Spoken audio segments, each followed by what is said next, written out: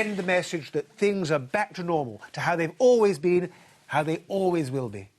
Plus ça change, plus say you'll always love me. Right, everyone back to work. Taxi to Corfu. Nowadays, you're much more likely to find the kind of analysis offered last year by the delightfully named Ambrose Evans Pritchard. The strategic failure of a whole generation of economists, bankers and policymakers has been so enormous that it may now take a strong draft of socialism to save the Western democracies. Look at us now. Buses, empty roads, trains, packed like sardines without the olive oil. Just look at us. What's the point of a fortnight's starvation and boredom in some broken-down resort when you've got to come back to this, I ask? No point in anything that I can see. Watch it, Bloomy. Everybody's gloomy these days. Why should I be out of fashion?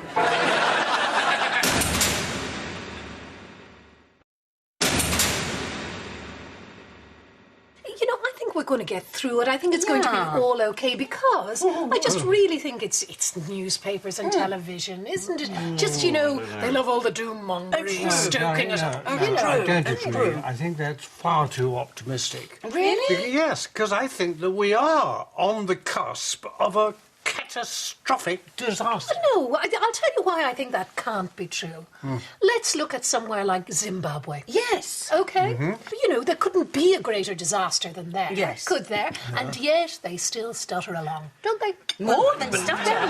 Inflation, they've got 14 million%. I can't imagine that. No, I understand what that means, right? You know, if I say, for example, I want to go and buy a pair of shoes in the morning, and then I meet my chum for lunch and we have a glass of wine or whatever, I then go and pick them up in the afternoon and they're 14 million times more than they were in the morning. I mean, I think I have to admit that I would absolutely have second thoughts about buying. I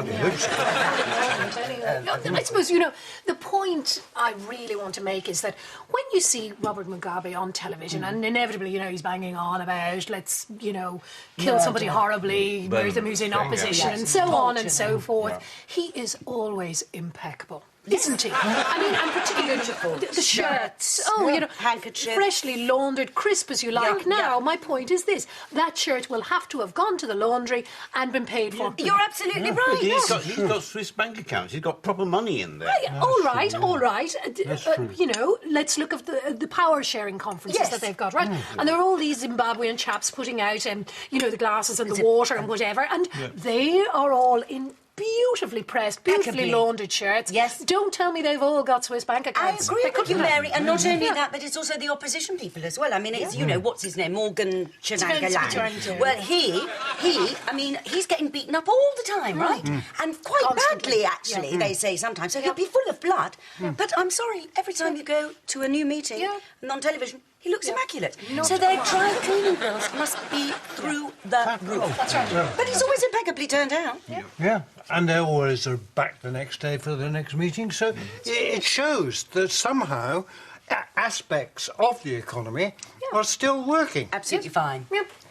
Absolutely fine. I mean, the problem is here. What's going to happen to us? I mean, the four of us could end up with no money. No money. Now, just think about that. It's unthinkable. No But money. Matthew, I thought that you'd put all of our money into an Irish bank where it's supposed to be guaranteed. But don't you have to be Irish to do No, that? darling, I have explained this to you. You don't have to be Irish. You don't? No, well, look, all of the Irish birth records burnt during the Civil War, so all you have to do is speak Irish. Yes, pretend you're And Irish. the only thing you need is an Irish grandmother. And you can get those on the internet. Very simple. You don't even need an Irish accent, do you? Not at all, not at all. No. I mean, to my mind, an Irish bank and security is just a contradiction in terms. I mean, the government can guarantee deposits until they're blue in the face, but it doesn't mean that the Consolidated Bog Trotters Savings Union is going to be any safer than the bookie on the corner. Sweetheart, I have asked you not to call it that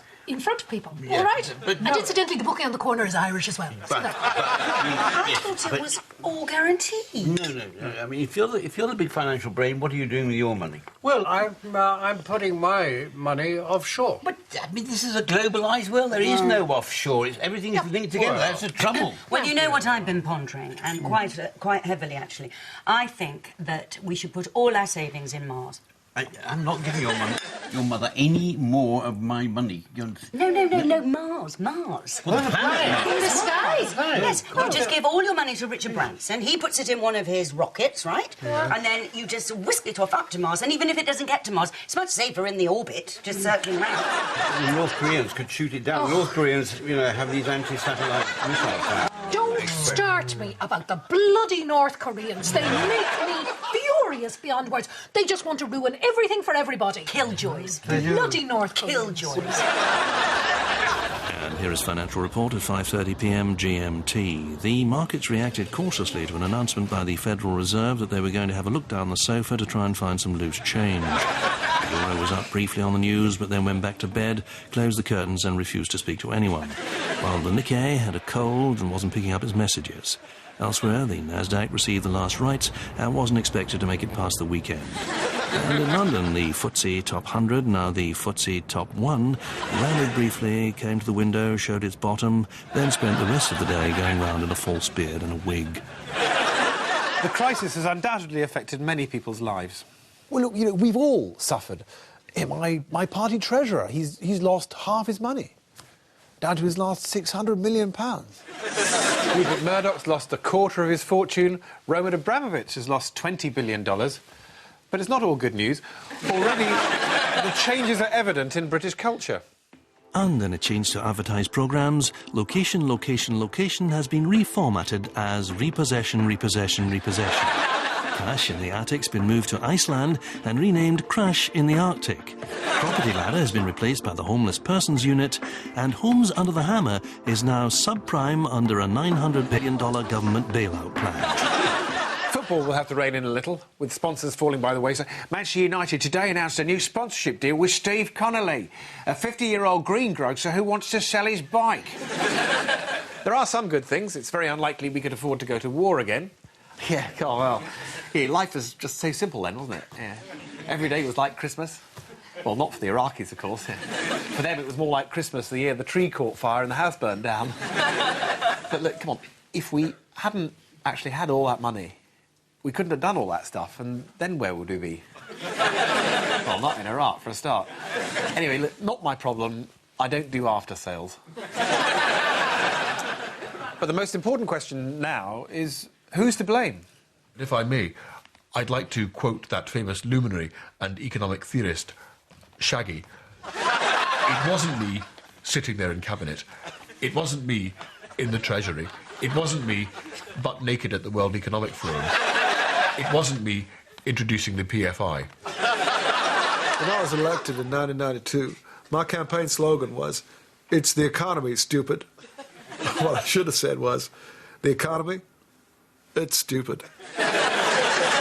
Last month, Alan Greenspan, the man responsible for policy leading up to the crisis, conceded that I've found a flaw. You found a flaw in the reality. Flaw in the model that I perceived is the critical functioning structure that defines how the world works, so to speak.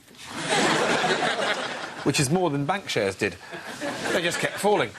It's a little like Neville Chamberlain turning up at Croydon Airport in 1945 and saying, "I'm terribly sorry. I hadn't read the small print. When I said peace in our time, I of course meant war." We all went along with it to an extent. Oh yes, the unions were happy to sanction payment holidays from company pensions. Tabloids and magazines celebrated the excess.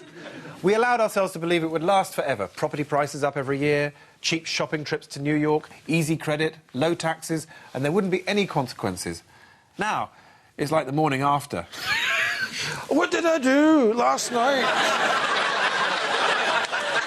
I did something. What did I do? Oh, oh, Christ, no. Oh, Jesus, no. What did I do? Oh, God. And then you turn on the news and it's all true. Banks collapsing, the bailouts, the housing slump, Peter Mandelson back. And you think, what did they put in that drink? Even the politicians are struggling to come to terms with it all. No, hang on. Here's another. Next week, I do a Bobby Ewing, come out of the shower, at which point it's revealed that the last 18 months was a dream and never happened. It's brilliant. So who is to blame? Well, look, we supported the government